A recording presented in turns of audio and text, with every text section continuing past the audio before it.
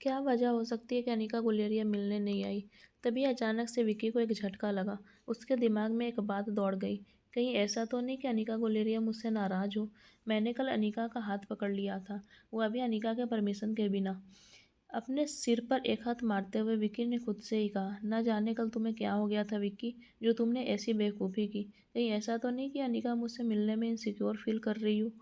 अब जैसे अनिका मुझसे मिलने आएगी, मैं सबसे पहले अनिका से कल के बर्ताव के लिए माफ़ी मांग लूंगा। यह सोचकर विक्की फिर से इधर उधर टहलने लगा।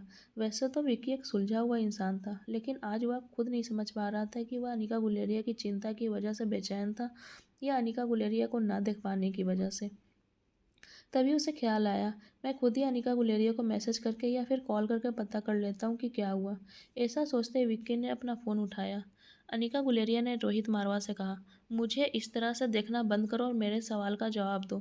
अनिका गुलेरिया की आवाज़ में जो गुस्सा और कशिश रोहित मारवा ने महसूस की, उसे पल भर के लिए रोहित मारवा के पूरे शरीर में रोमांच पैदा हो गया। उसे लगा जैसे पुरानी अनिका गुलेरिया उसके सामने खड़ी है। सहसा ही रोहित मारवा के मुंह से निकल गया, अनिका गुलेरिया, क्या तुम्हारी याददाश्त वापस लौट आई है? कहकर वह खुद रोहित मारवा के कदम अनिका गुलेरिया के ओर बढ़ गए। इस वक्त अनिका गुलेरिया अपने बिस्तर से नीचे उठकर नीचे फर्श पर खड़ी थी। अब रोहित मारवा और अनिका गुलेरिया के बीच सिर्फ एक कदम का फासला था। रोहित मारवा अपनी जगह पर रुक गया और अनिका गुलेरिया के जवाब का इंतजार करने लगा। रोहित मारवा का दिल जोरों से धड़क रहा था। वह मनी मन प्रार्थना कर रहा था कि अनिका गुलेरिया कह दे कि उसकी याददाश्त वापस लौट आई है। रोहित मारवा को उसकी अनिका गुलेरिया वापस मिल गई है। इससे पहले कि रोहित मारवा और अनिका गुलेरिया के बीच का फासला और कम हो जाता, अनिका गुलेरिया ने अपना एक हाथ आगे करके रोहित मारवा के सीने पर रख दिया और दोनों के बीच की डिस्टेंस को मेंटेन बनाए रखा और जवाब देते हुए कहा, मैं तुम्हारे किसी भी सवाल का जवाब बाद में दूंगी। आज पहले तुम मुझे मेरे सवाल का जवाब दोगे मिस्टर मारवा, एकदम सीधा सीधा जवाब। इधर उससे पहले विक्की अनिका गुलेरिया को कॉल कर पाता, उसके फ़ोन पर एक कॉल फ्लैश होने लगी।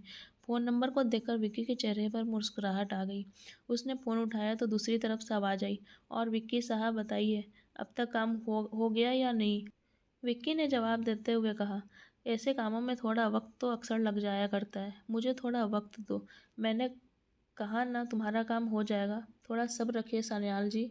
इसी तरह कुछ देर दोनों में बातचीत हुई और उसके बाद सागर सान्याल ने फ़ोन रखने से पहले कहा, तुम्हारी कीमत जितनी तुम चाहो जब तुम कहो तुम तक पहुंचा दी जाएगी। उधर रोहित मारवा अनिका गुलेरिया की आंखों में देखते हुए उसके सवाल का इंतजार कर रहा था। रोहित मारवा इस वक्त किसी भी ऐसी अग्नि परीक्षा से गुजरने के लिए तैयार था जो किसी भी तरह से उसके रिश्ते को बचाया जा सके।